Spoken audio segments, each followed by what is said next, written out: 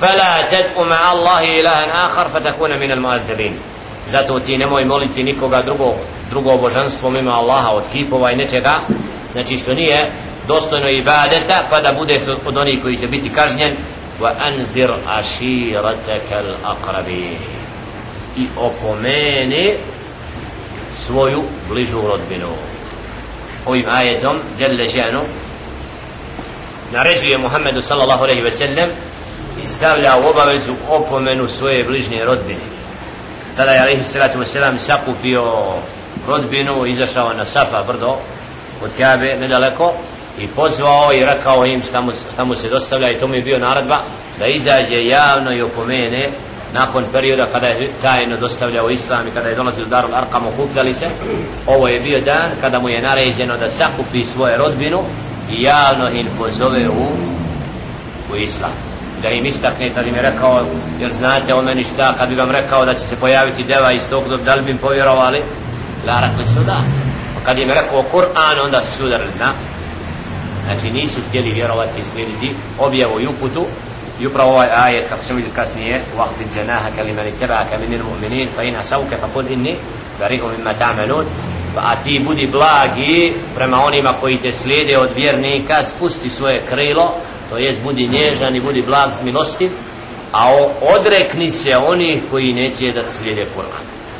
I ovaj ajet dozvoljava upravo da čovjek koji vjeruje Allah subhanahu wa ta'ala nakon što pozove rodbinu i predstavio i ukaže na pravi put, neće da slijede, da imamo pravo da se odreknemo od takve rodbine i da kažemo dok se ne vratite Allahu i slijedjenju pravoga puta, mi nismo rod.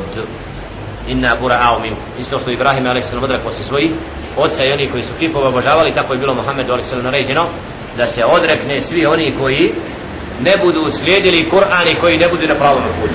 I onda počinje bitka i borba i svim sredstvima protiv Muhammeda s.a.v. i vjernika, zlostavljana nakon javnog poziva. Zato vidimo danas kad se javno islam predstavlja, odmah mnogima smeta. Zašto to nije javno, zašto to? Zato što istina kad se javno predstavi, onda se otvaraju vrata da svako ko želi da sazna i čije srce će biti sklono da sazna, i brže se dostavlja uputa. Zato javni poziv je poseban stepen, i drugi stepen znači u islamu nakon to čovjek bude dostavio vjeru sebi i drugome oko sebe od bližnjih, a islam se mora javno dostavljati. Treba sve učiniti, zbog toga je džihad propisan.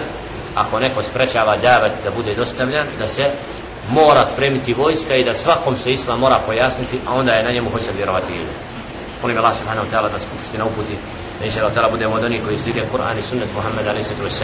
da ovi ajete, ovakve poruke učvrste iman u našim srcima, da postanemo od onih koji će inša Allah ta'ala na govoru stvoritelja subhanahu wa ta'ala graditi svoj iman i vjerovanje, i koji će inša Allah ta'ala uz Allahov govor se družiti i biti od onih kojima će Kur'an inša Allah ta'ala biti prolic njihovih srca, da Kur'an oživi naša srca, sačuva zablude, i da inša Allah ta'ala udalji nas od zablude, jer onaj ko se sa Kur'anom druži, dželle šanu kaže: فإذا قرأت القرآن جعلنا بينك وبين الذين لا يؤمنون بالآخرة حجابا مستورا. A kada ti Kur'an učiš, mi između tebe i oni koji ne vjeruju stavljamo zastor. Zato je Kur'an oružje i snaga u borbi protiv zablude, i moramo se znači družiti sa Kur'anom, moramo ga učiti i biti od onih koji ga uče svakodnevno, jer to nam je zaštita od zablude. Na takav način Allah subhanahu wa ta'ala u našim srcima gradi čist iman, čisto vjerovanje, a šeitan bude ponižen. I zato rob koji se druži sa Kur'anom, inša Allah ta'ala, hajr s njim. Molim Allah subhanahu wa ta'ala da upravo ovi ajeti budu potvrda toga da smo od onih koji slijede govor stvoritelja subhanahu wa ta'ala, i šeitan znači da nema mjesta dok se mi družimo učeći Kur'an, i da naša srca upravo budu vezana za Kur'an. A zaista je obaveza svakog pojedinca da nešto od Kur'ana nauči i da bude od onih koji uči i razmišlja o Kur'anu Kerimu, jer zaista je malo oni danas koji halke Kur'ana oživljavaju. Zato molim Allah subhanahu wa ta'ala da nas potakne na oživljavanje učenja halki Kur'ana u ovom gradu i suda, jer ima mnogo onih koji znači nisu dali krajnji trud u učenju Kur'ana Kerima.